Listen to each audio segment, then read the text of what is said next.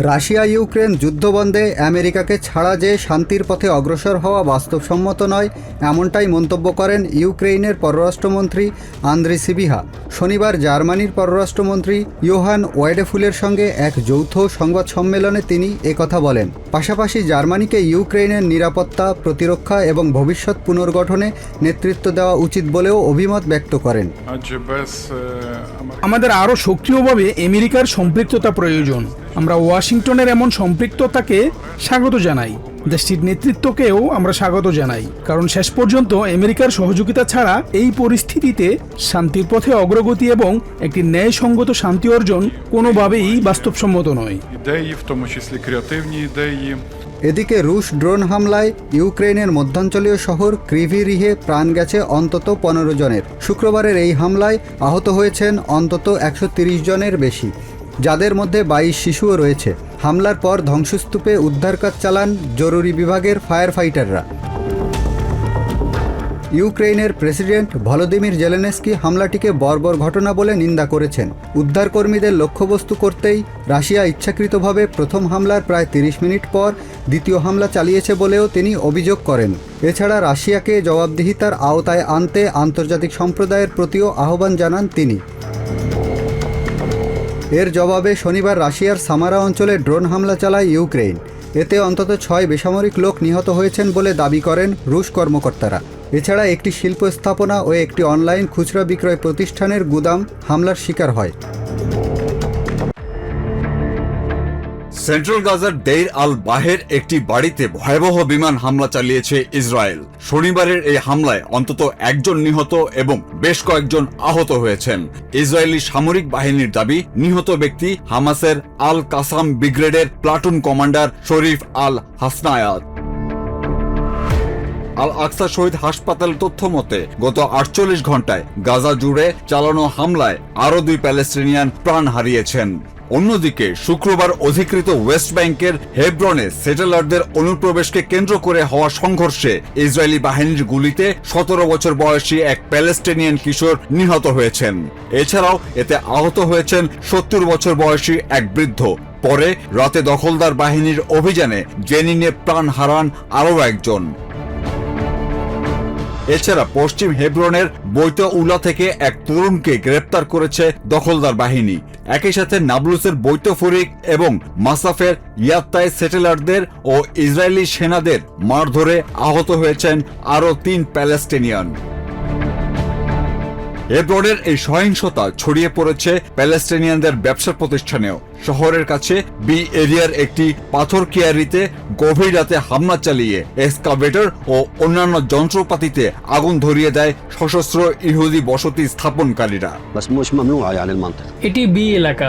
এখানে কৃষি কাজ বা ব্যবসার পূর্ণ স্বাধীনতা রয়েছে, চলাচলের স্বাধীনতাও শতভাগ। কিন্তু স্যাটেলাররা কোনো কিছু বাকি রাখেনি, সবকিছুতেই বাধা দিচ্ছে।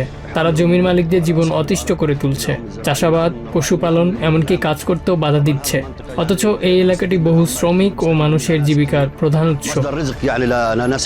ইসরায়েলি বাহিনীর দাবি, তারা ঘটনাস্থল থেকে আলামত সংগ্রহ করেছে এবং ঘটনার তদন্ত করে ব্যবস্থা নেওয়া হবে। তবে ইসরায়েলি বাহিনী তদন্তের দাবি করলেও প্যালেস্টিনিয়ানদের উপর উগ্র ইসরায়েলি বসতি স্থাপনকারী এবং দখলদার সেনাদের সহিংসতাকে জবাবদিহির আওতায় আনার কোনো নজির নেই।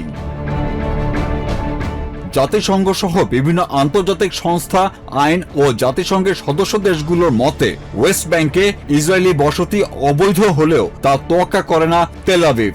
নেতানিয়াহু সরকারের প্রত্যক্ষ মদদে দখলদার উগ্র সেটেলার এবং সেনাদের সহায়তায় প্যালেস্টিনিয়ানদের হতাহত এবং তাদের সম্পত্তি দখল করা এখানকার নিত্যদিনের ঘটনা। সিরিয়ার পূর্ব ঘোতার কাফরবাতনা হাসপাতাল গৃহযুদ্ধকালীন স্মৃতির এক অনন্য নিদর্শন হয়ে ইতিহাসের অকাট্য সাক্ষ্য দিচ্ছে হাসপাতালটির নিচে থাকা দীর্ঘ সুড়ঙ্গ। মাটির নিচে প্রায় 1 কিলোমিটার দৈর্ঘ্যের এই সুড়ঙ্গটি গৃহযুদ্ধের সময় তৈরি করা হয়েছিল আহত রোগীদের নিরাপদে স্থানান্তরের জন্য। বাশার আল আসাদ সরকারের ঘাতক বাহিনীর বিমান হামলা থেকে বাঁচতে হাসপাতালের এই গোপন পথই ছিল চিকিৎসকদের একমাত্র ভরসা। যুদ্ধের সেই বিভীষিকাময় দিনগুলো স্মৃতি সংরক্ষণে সুড়ঙ্গটির 100 মিটার অংশকে এখন রূপ জাদুঘরে দেয়া হয়েছে। এতে স্থান পেয়েছে সেই সময়ের সব জরুরি চিকিৎসা সরঞ্জাম। আন্তর্জাতিক স্বাস্থ্যমান না থাকলেও একটি সেলাইয়ের সুতা জীবাণুমুক্ত করে বারবার ব্যবহারের মতো করুণ বাস্তবতার সাক্ষ্য দিচ্ছে এসব নিদর্শন। তৎকালীন স্বৈরাচারী শাসনের অবরুদ্ধ পরিস্থিতিতে কিভাবে ঘৌতার মানুষ টিকে ছিল এবং কাটিয়ে উঠেছে বিশ্ববাসীকে তা দেখাতেই এই সুড়ঙ্গটি জাদুঘরে রূপ দেওয়া হয়েছে। আন্তর্জাতিক মানসম্মত না হওয়া সত্ত্বেও সে সময় আমরা এসব সরঞ্জাম ব্যবহার করতে বাধ্য হয়েছিলাম। সাধারণ জনগণের বিরুদ্ধে যেসব অপরাধ সংঘটিত হয়েছিল তা ছবিতে ও প্রদর্শনীতে তুলে ধরাই আমাদের উদ্দেশ্য। হাসপাতালটির এই কর্মকর্তা জানান, প্রায় সময় হাসপাতালগুলোকে লক্ষ্যবস্তু করত বাশার সরকারের বাহিনী, ফলে দীর্ঘ সময় রোগীদের হাসপাতালে রাখা হতো না। গোপন এই সুড়ঙ্গ পথেই রোগীদের নিরাপদে সরিয়ে নেওয়া হতো এক জায়গা থেকে অন্য জায়গায়। সুড়ঙ্গটি খোঁড়ার পেছনে কারণটা ছিল সম্পূর্ণরূপে মানবিক, যাতে আমরা রোগীদের এক জায়গা থেকে অন্য জায়গায় নিয়ে যেতে পারি। চিকিৎসা কেন্দ্রে রোগীদের অস্ত্রোপচার হতো, কিন্তু আমরা তাদের একই জায়গায় রাখতে চাইতাম না, কারণ হাসপাতালগুলোতে ক্রমাগত হামলা চালানো হতো। তাই আমরা তাদেরকে স্বৈরাচারী শাসক গোষ্ঠীর অজানা এমন সব নিরাপদ স্থানে নিয়ে যেতাম, যা রোগীদের সুস্থ হওয়া ও পরবর্তী পরিচর্যা কেন্দ্র হিসেবে ব্যবহৃত হতো। আল তাহান বলেন, মূলত এই সুড়ঙ্গটি তখন মূল হাসপাতালের ভূমিকা পালন করে। স্থানীয়দের কাছে গুহা হিসেবে পরিচিত এই সুড়ঙ্গটি সে সময় বিকল্প অপারেশন থিয়েটার, কবরস্থান এবং রোগীদের পরিচর্যা কেন্দ্রের মতো জরুরি স্থানগুলোর মধ্যে সংযোগ সেতু হিসেবে কাজ করত। তৎকালীন বাশার আল আসাদ সরকারের প্রায় 5 বছরেরও বেশি সময় ধরে চলা অবরোধের করুণ ইতিহাস ফুটিয়ে তোলা হয়েছে জাদুঘরের প্রদর্শনীতে। সম্প্রতি এই জাদুঘর সর্বসাধারণের জন্য উন্মুক্ত করা হয়েছে।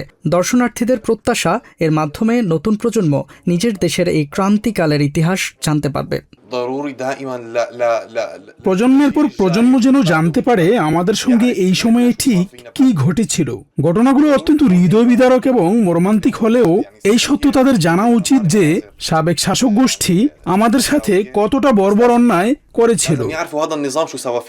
আন্তর্জাতিক রাসায়নিক অস্ত্র প্রতিরোধ সংস্থা OPCW এবং জাতিসংঘের যৌথ তদন্তে নিশ্চিত করা হয় যে গৃহযুদ্ধকালে বিদ্রোহী নিয়ন্ত্রিত এলাকাগুলোতে তৎকালীন বাশার আল আসাদ সরকারের বাহিনী মারাত্মক নার্ভ এজেন্ট সারিন ও ক্লোরিন গ্যাসকে অস্ত্র হিসেবে ব্যবহার করেছিল। এই ঘৌত অঞ্চলে 2013 সালে সারিন গ্যাস হামলায় প্রাণ হারিয়েছিলেন শত শত মানুষ। সেই রক্তাক্ত ইতিহাস ও মানবতার টিকে থাকার গল্পটাই নিঃশব্দে বলে যাচ্ছে কাফরবাতনার এই ঐতিহাসিক সুড়ঙ্গ। কেবল অর্থনৈতিক চাপ প্রয়োগ করে ইরানকে চুক্তিতে আনা সম্ভব নয় বলে মনে করেন সাবেক ডিফেন্স সেক্রেটারি লিওন প্যানেটা। সিএনএনকে তিনি বলেন, বর্তমান পরিস্থিতি দীর্ঘস্থায়ী যুদ্ধের দিকে এগোচ্ছে। এই যুদ্ধ আমেরিকাকে অর্থনৈতিকভাবে ক্ষতিগ্রস্ত করার পাশাপাশি বিশ্বে ওয়াশিংটনের অবস্থানও দুর্বল করতে পারে বলেও মনে করেন তিনি।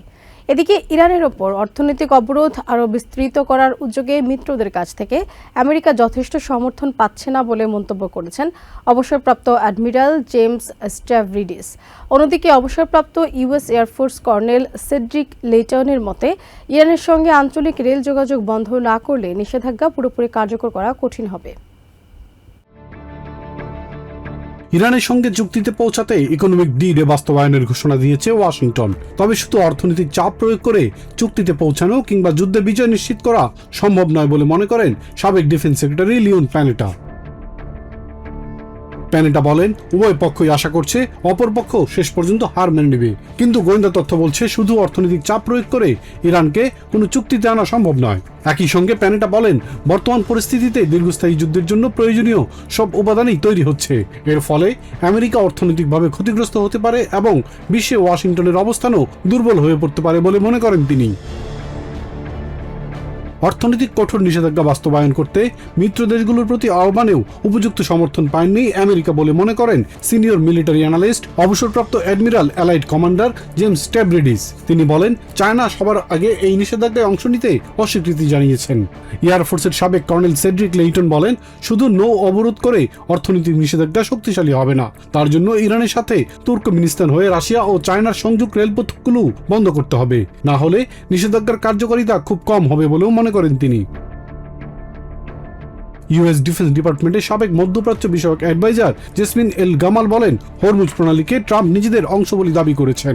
এটি গ্রিনল্যান্ডের মতো প্ররোচনামূলক আচরণ বলে উল্লেখ করেন তিনি। তাই উপসাগরীয় মিত্ররা ট্রাম্পকে বোঝানোর চেষ্টা করছেন, আমরা এখানে থাকি, আমাদের টিকে থাকতে হবে, তাই কূটনীতি ছাড়া উপায় নেই বলে মন্তব্য করেন তিনি। তবে আমেরিকার ধারাবাহিক হামলা ইরানের পারমাণবিক কর্মসূচি বন্ধে কার্যকর ভূমিকা রাখছে বলে মনে করেন অবসরপ্রাপ্ত US army colonel Peter Mansur. Hormuz প্রণালীর নিয়ন্ত্রণই তাদের মূল হাতিয়ার বলেও দাবি করেন এই সাবেক সেনা কর্মকর্তা। যে বয়সে অনেকে সিঁড়ি ভাঙতে লিফট খোঁজেন, সেই বয়সেই কেউ কেউ লাফিয়ে উঠছেন প্ল্যাটফর্মে, গড়িয়ে পড়ছেন মাটিতে, আবার উঠে দাঁড়াচ্ছেন নিজের শক্তিতেই। শুনতে অবিশ্বাস্য লাগলেও সিঙ্গাপুরে প্রবীণদের জন্য এমনই এক ব্যতিক্রমী শরীরচর্চার নাম পার্কুর।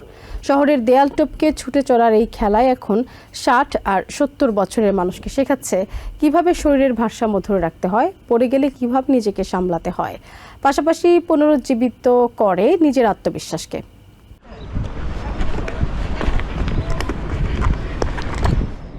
পার্কুর শব্দটা শুনলেই চোখের সামনে ভেসে ওঠে তরুণদের দুরন্ত দৌড়, দেয়াল টপকানো আর এক প্ল্যাটফর্ম থেকে আরেকটিতে লাফিয়ে চলার দৃশ্য। কিন্তু সিঙ্গাপুরে সেই গল্পটা একটু অন্যরকম। এখানে পার্কুরের প্রশিক্ষণ নিচ্ছেন 60 নারী পুরুষ। কেউ রেলিং টপকাচ্ছেন, কেউ ঢালু জায়গা বেয়ে গড়িয়ে পড়ছেন, আবার কেউ প্ল্যাটফর্ম থেকে লাফ দিয়ে নিরাপদে মাটিতে নামছেন। সবকিছুর মাঝেই লক্ষ্য একটাই, বয়স বাড়লেও যেন শরীরের উপর নিয়ন্ত্রণটা হারিয়ে না যায়। 33 বছর বয়সী তানসি বুন এই অদ্ভুত যাত্রা শুরু করেছিলেন 2017 সালে। 64 বয়সী এক নারী ভারসাম্য ঠিক রাখতে পার্কুর শিখতে আগ্রহ দেখালে তান শুরু করেন প্রবীণদের প্রশিক্ষণ। মাত্র 2 মাসের অনুশীলনের পর বদলে যায় তার দৈনন্দিন চলাফেরা। The types of exercises that seniors normally do, like Zumba or like Tai Chi, is just like not enough to combat this problem, because they don't build their strength and they don't learn how to break their fall. Whereas in parkour, it's a very intense discipline. You train your whole body, you train your awareness, your reaction speed, and you're falling all the time. You make a mistake when you jump, you fall. But when you fall, you learn how to fall better next time. তানের যুক্তি, পার্কুর শুধু শক্তি বাড়ানোর ব্যায়াম নয়, এখানে শরীরের প্রতিটি অংশকে একসঙ্গে কাজ করতে হয়। প্রয়োজন হয় দ্রুত প্রতিক্রিয়া, সচেতনতা আর ভারসাম্যের। আর সবচেয়ে গুরুত্বপূর্ণ বিষয়, পড়ে যাওয়ার ভয়কে নিয়ন্ত্রণ করা। And parkour is just seen as it's a very dangerous thing to do. So the word parkour and seniors, they don't go together. And whereas my class is all about that, seniors doing parkour, and I guess that kind of gives the element of surprise, and people are just a bit like, oh, wait a minute, you mean they can still do this, or they are doing this better than me when I'm like half their age. 69 বছর বয়সী বেটি বুনের কাছে এই অনুশীলনের অর্থ আরো বড়। 3 বছর ধরে পার্কুর করার পর এখন জাপানের রেল স্টেশনের খাড়া সিঁড়ি বেয়ে নিজের লাগেজ নিজেই বহন করতে পারেন তিনি। আগে যেখানে স্বামী কিংবা ছেলের সাহায্য নিতে হতো, এখন সেখানে নিজের উপরই ভরসা করেন বেটি। Now I carry my suitcase, I carry my luggage, bag. I do everything on my own. এই আত্মবিশ্বাসটাই যেন তানের ক্লাসের সবচেয়ে বড় অর্জন। কারণ এখানে কেউ দ্রুত দৌড়ানোর জন্য আসে না, কেউ সবার আগে ফিনিশিং লাইন পেরোনোর প্রতিযোগিতাতেও নেই, বরং প্রতিটি লাফ, প্রতিটি রোল আর প্রতিটি ছোট্ট সাফল্য নিজের সীমাবদ্ধতাকে একটু একটু করে পেছনে ফেলে যাচ্ছে। 66 বছর বয়সী প্যাট্রিক গোহের কাছেও পার্কুর নিজের শরীরকে সক্রিয় রাখার সুযোগ। If you're in your 30s, it's fine, but if you're in your 60s and still want a vigorous exercise, I think parkour is great. সিঙ্গাপুরের জন্য বিষয়টি শুধু একটি ব্যতিক্রমী শরীরচর্চার গল্প নয়। প্রায় 61 লাখ মানুষের দেশটি বিশ্বের দ্রুত বয়স্ক হয়ে ওঠা সমাজগুলোর একটি। 2025 সালে দেশটি সুপার এজড সমাজে পরিণত হয়। জনসংখ্যার 20.7% বয়স 65 বছর বা তার বেশি। মানুষের আয়ু যখন বাড়ছে, তখন বড় প্রশ্ন হয়ে দাঁড়িয়েছে, বাড়তি এই বছরগুলো কতটা সুস্থ ও স্বাধীনভাবে কাটানো যাবে। হয়তো এই কারণেই সামাজিক মাধ্যমে ছড়িয়ে পড়ছে এসব ভিডিও। একজন প্রবীণকে যখন তরুণদের মতো দেয়াল টপকাতে দেখা যায় কিংবা লাফ দিয়ে নিরাপদে দাঁড়াতে দেখা যায়, কৌতূহলী হয়ে তাকান অনেকেই। তান নিজেও জানেন, পার্কুর আর প্রবীণ দুটি শব্দকে একসঙ্গে শুনতে মানুষ এখনো অভ্যস্ত নয়। this is very practical and it could save their lives one day. And so when I feel appreciated, I feel good as well. So it's been just a joyride. দিনের শেষে হয়তো তারা কেউই দেয়াল টপকানোর রেকর্ড গড়েন না, কিন্তু যে মানুষটি একসময় সিঁড়িতে উঠতে অন্যের হাত খুঁজতেন, আজ তিনি নিজের পায়ে দাঁড়িয়ে আছেন, আর সেখানেই পার্কুরের আসল সাফল্য। ইরানের ওপর আমেরিকা নতুন করে অর্থনৈতিক নিষেধাজ্ঞা আরোপ করলে তেহরান কঠোর জবাব দেবে বলে হুঁশিয়ারি দিয়েছেন দেশটির সুপ্রিম ন্যাশনাল সিকিউরিটি কাউন্সিলের সদস্য মোহসেন রেজাই। এমনকি অন্য কোনো দেশ এই অর্থনৈতিক নিষেধাজ্ঞায় যোগ দিলে তাদেরও শত্রু হিসেবে বিবেচনা করা হবে বলে সতর্ক করেছেন তিনি। তবে ওয়াশিংটনের পরিকল্পিত নিষেধাজ্ঞার কোনো আইনি ভিত্তি নেই বলে দাবি করেছে ইরানের পররাষ্ট্র মন্ত্রণালয়। এদিকে ইসরায়েলের স্বার্থ রক্ষায় আমেরিকা তার মিত্রদেরও নিরাপত্তা ঝুঁকির মধ্যে ফেলেছে বলে অভিযোগ করেছেন ইরানের পার্লামেন্টের স্পিকার মোহাম্মদ বাঘের গালিবাফ। ইরানের উপর অর্থনৈতিক চাপ আরো বাড়ানোর পরিকল্পনা করছে আমেরিকা। দেশটির অর্থনীতিকে চাপে রাখতে নতুন করে নিষেধাজ্ঞা আরোপের প্রস্তুতি চলছে বলেও জানিয়েছে ওয়াশিংটন। তবে দীর্ঘদিনের নিষেধাজ্ঞায় অভ্যস্ত ইরানের জন্য এটি নতুন কোনো পরিস্থিতি নয় বলে দাবি করেছেন দেশটির সুপ্রিম ন্যাশনাল সিকিউরিটি কাউন্সিলের সদস্য মোহসেন রেজাই। রাষ্ট্রীয় টেলিভিশনে দেয়া এক বক্তব্যে মোহসেন রেজাই সতর্ক করে বলেন, আমেরিকার অর্থনৈতিক নিষেধাজ্ঞায় অন্য কোনো দেশ যোগ দিলে তাদেরও শত্রু হিসেবে বিবেচনা করবে তেহরান।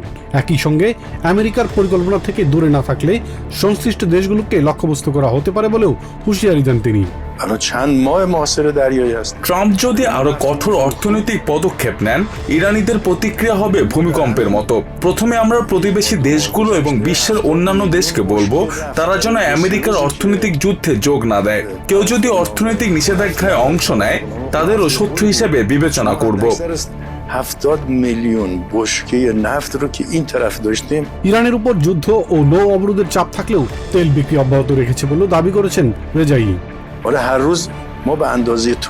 কয়েক মাস ধরে আমরা নৌ অবরোধের মধ্যে আছি, তবুও তেল বিক্রি চালিয়ে যাচ্ছি। গত 1-2 মাসে আমরা 70 মিলিয়ন ব্যারেল তেল বিক্রি করেছি। আমেরিকার নৌ অবরোধের মধ্যেও প্রতিদিন আমাদের দৈনিক উৎপাদনের সমপরিমাণ তেল বিক্রি হচ্ছে। তবে ওয়াশিংটনের এসব নিষেধাজ্ঞার কোনো আইনি ভিত্তি নেই বলে দাবি করেছে ইরানের পররাষ্ট্র মন্ত্রণালয়। সামাজিক মাধ্যম এক্সে দেয়া এক পোস্টে মন্ত্রণালয়ের মুখপাত্র ইসমাইল বাঘি বলেন, এটি অন্য একটি সার্বভৌম রাষ্ট্রের উপর আমেরিকার এখতিয়ার চাপিয়ে দেওয়ার চেষ্টা। এমন নিষেধাজ্ঞা জাতিসংঘ সনদে স্বীকৃত সার্বভৌম সমতার নীতিও লঙ্ঘন করেছে বলে অভিযোগ করেন তিনি। এদিকে আঞ্চলিক নিরাপত্তা ব্যবস্থা ও অর্থনৈতিক সহযোগিতা জোরদারের লক্ষ্যে প্রতিবেশী দেশগুলো থেকে বিপুল সংখ্যক বার্তা পাওয়ার কথা জানিয়েছেন ইরানের পার্লামেন্টের স্পিকার মোহাম্মদ বাঘের গালিবাফ। সামাজিক মাধ্যম এক্সে দেয়া এক পোস্টে তিনি বলেন, ইসরায়েলের স্বার্থ রক্ষায় আমেরিকা তার মিত্র দেশগুলোকে যেভাবে নিরাপত্তা ঝুঁকির মধ্যে ফেলেছে, তাতে সাময়িকভাবে তাদের অস্তিত্ব হুমকির মুখে পড়েছিল। তার মতে দেশগুলোর নিজস্ব ও স্বাধীন আঞ্চলিক ব্যবস্থা গড়ে তোলাই প্রকৃত শান্তি ও নিরাপত্তা নিশ্চিত করতে পারে। এরই মধ্যে ক্রমবর্ধমান অর্থনৈতিক সংকটে তীব্র চাপের মুখে রয়েছেন ইরানের সাধারণ মানুষ। সরকারি তথ্য অনুযায়ী দেশটিতে বার্ষিক মুদ্রাস্ফীতি 66% পৌঁছেছে। অর্থনীতিবিদরা সতর্ক করে বলছেন, দেশটি এখন অর্থনৈতিক দুর্দশার সময়ের মধ্য দিয়ে যাচ্ছে। এতে বহু পরিবারকে নিত্য প্রয়োজনীয় পণ্য কেনার ক্ষেত্রেও কঠিন সিদ্ধান্ত নিতে হচ্ছে। নিত্য প্রয়োজনীয় পণ্যের অস্বাভাবিক মূল্য বৃদ্ধিতে হতাশা প্রকাশ করেছেন স্থানীয় বাসিন্দারাও। درآمدشی داریم با این شرایط زندگی با این گرانی‌های افزار گسیخته که الان هست। নিউ ইয়র্ক থেকে সম্প্রচারিত TVN 24 টেলিভিশন বিশ্বজুড়ে বাঙালির কণ্ঠস্বর।